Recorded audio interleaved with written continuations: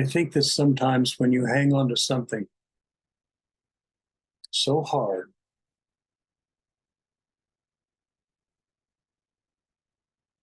that there comes a time when you have to let it go.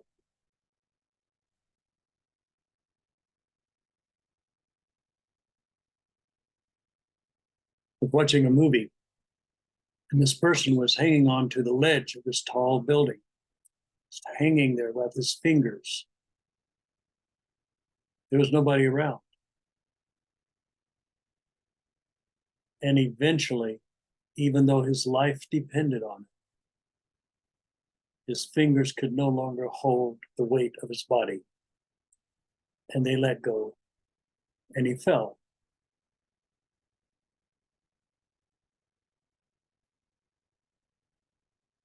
You know, the joke is the fall doesn't hurt you at all. It's the abrupt ending at the end that kind of was a shock. But no matter what we hang on into in life, whether it's relationships or automobiles or jobs or our political views, even our religious views, at some point they will let go. You will let go of them. I can guarantee you in the afterlife, there are no Democrats or Republicans. There's just spirit.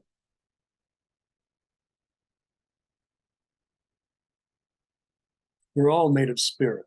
That's all we are. We can't separate ourselves from that. It's impossible. The infinite divine mind is everywhere present.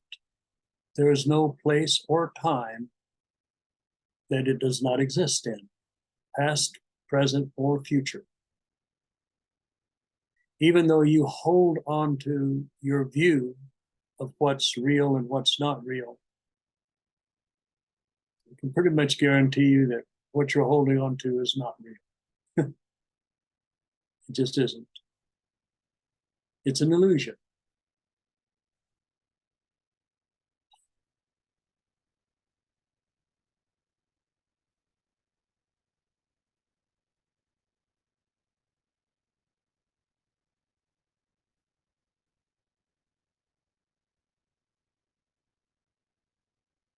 But it's in this illusion that the illusion of the soul perfects itself. Pretty strange, huh? There is an infinite awareness that is everywhere present. But out of that creation, part of that creation is this notion of a soul, a sentient being. It actually goes even more beyond that. It's everything. But that single strand of luminosity that was created when time and space were created, that is you and you alone. There's no one like you. You are a spiritual being that's incredibly old. And our job as souls or sentient beings is to travel through this endless creation and witness it from our point of view. And our point of view sets up our view of reality. And everyone has a different one. It's as if we're all wearing shades. I should have brought my shades as a. We're all wearing shades or different colored shades, and it's a very dirty pair of glasses. We can't see through parts of it. These are our issues. Many of these are things that we came in to work on. Or perhaps they're things that we've done in this life that we need to kind of clean up. But for whatever reason, we drop into these bodies. We're given a reality by parents and society and everything else, and our experiences with other people and friends. And we have a view of society. We have a view of religion and God. And we're so convinced that we're right that if anybody is really threatening that, sometimes we just want to kill them. People kill people who don't agree with them. That's how tightly they're hanging onto that ledge.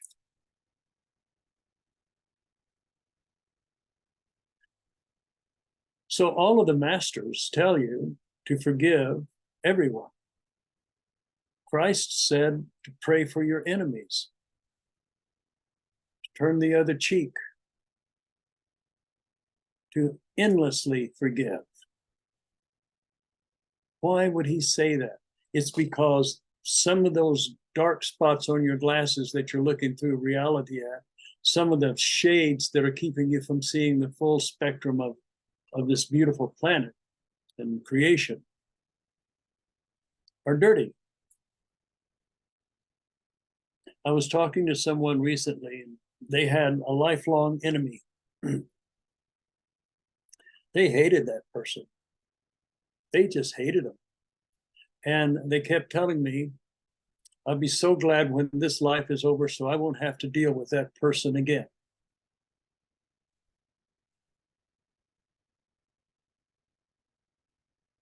Well, of course you'll have to deal with them again. You haven't cleaned it up. All of those people that you hate and don't like, all of those political beliefs that you just can't stand because yours is so self-righteous, can you just let it all go? Can you dare to be free? Free of dogmas, free of tribalism?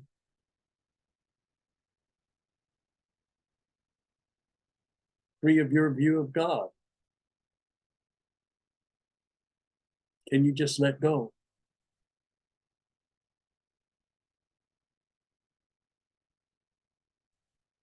My father had a severe enemy in his life. I mean, they literally wanted to kill each other. And as my dad was passing away with cancer in his last few months,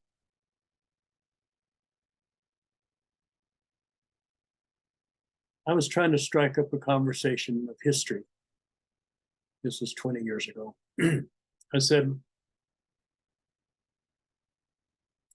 Papa, what do you think about Joe? I won't say the guy's last name. And he stopped and he thought about it.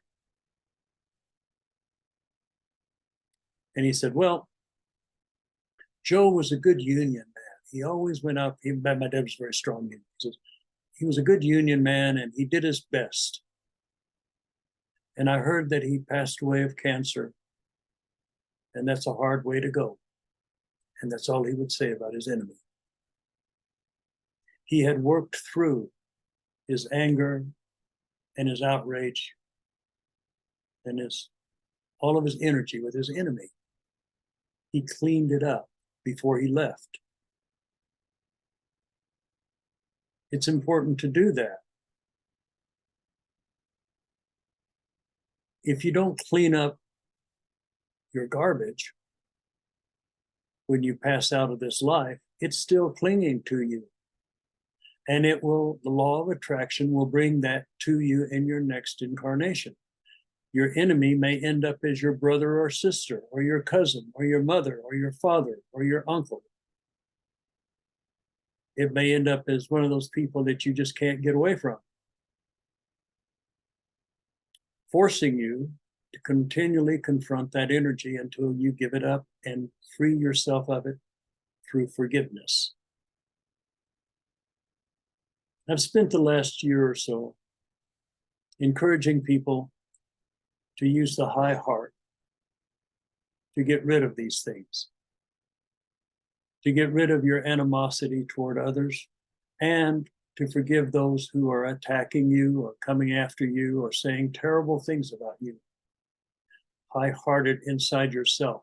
You're not changing them so much, but you are changing you. And as you clear off your glasses and get rid of the dirt and the garbage that's on them, you can see clearer.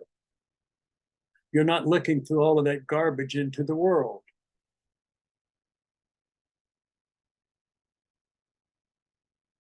It colors your reality.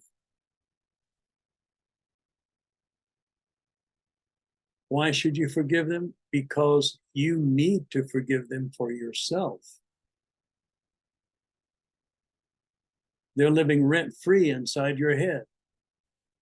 Every time you get into a circumstance that reminds you of that incident or whatever, that comes forward, and you put up your shields and you put all your things up that I don't want to look at that, or you get angry, or you cry, or whatever. You haven't cleared it out. Enlightenment is getting rid of the darkness inside of you. If the eye is single, the body is full of light. But if the eye is dualistic, the body is full of illusion. It's important for you to clear out the garbage in your life. It's important for you to forgive others. It's important for you to allow yourself to have some compassion. And that's a scary thing, because in order to have compassion, you have to have empathy, which means that you see and feel what that other person is going through. Not only do you see and feel it, but you have the capacity to see why they're seeing and feeling it that way. If they were abusing you, have you looked and see, well, maybe they were abused as a child? There's a reason why people do things. Sometimes they're just crazy. Their mind isn't right. Mental illness is an illness. It's a dis-ease. But the soul can free itself from all of that. And if it doesn't, it'll handle it in the next life. We have eternity. We never die. We just step out. We look at things for a while, and then we realize that we need to clear up our consciousness. We need to clear up our soul.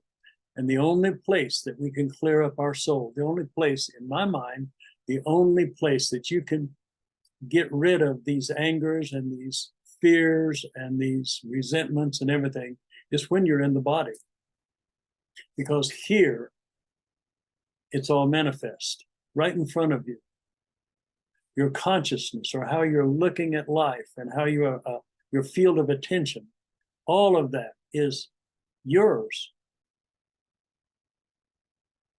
I'm sure you've wondered why some people can just do something so easily and others can't do it at all.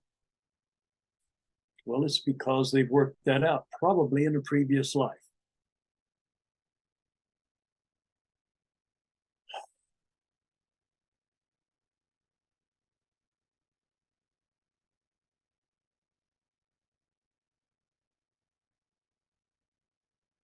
In the future, I think I'm going to be doing some workshops on releasing all the trauma that you've gone through. It's so refreshing to live cleanly without all those preconceived mental structures.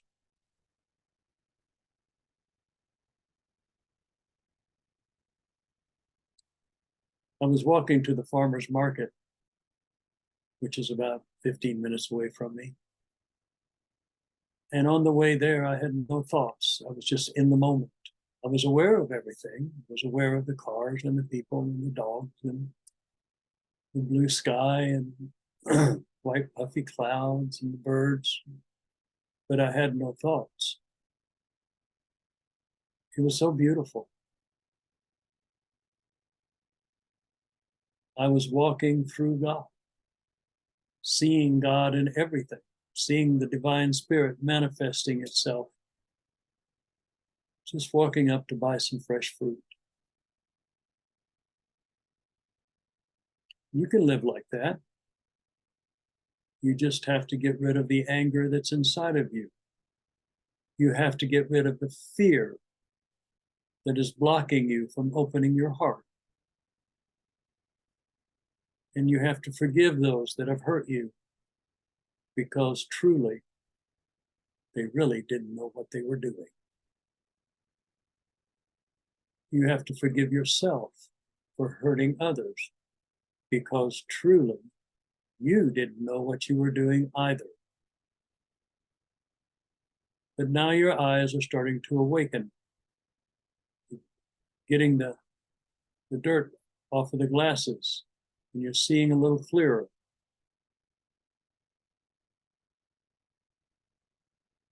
Don't indulge in guilt or shame. Those do not advance you. Those two emotions or feelings only hold you back in one of the lower or more devastating times of your life. You have evolved. Allow yourself to evolve. One of the greatest followers of Christ was Paul.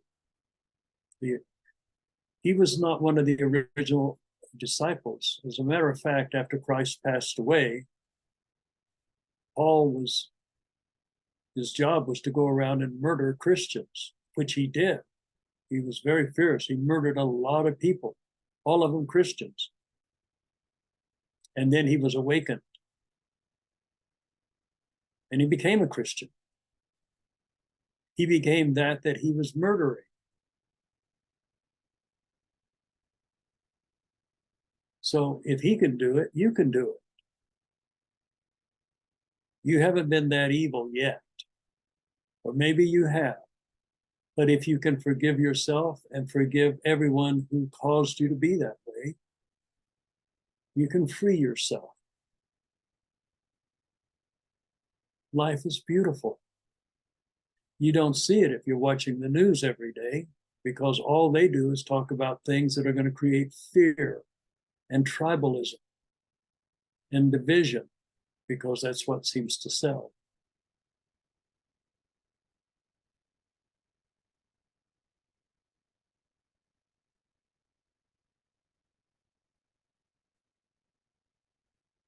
Work on yourself. Redemption is a good thing. Forgiveness is essential. And you'll know when you're doing it right, because you'll have a peace. You won't always be angry.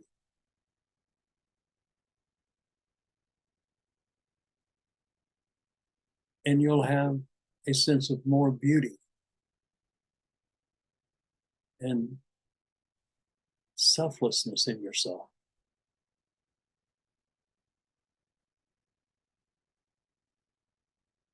So I encourage you to go back and practice the high heart technique that I've been teaching for about a year now, to take each one of those memories and dissolve it. And in its place, with unconditional love. And you keep doing it every time that energy comes up and you feel guilty or whatever. You just take that energy and dissolve it. Unconditional love. It's just an intention. It's not a feeling.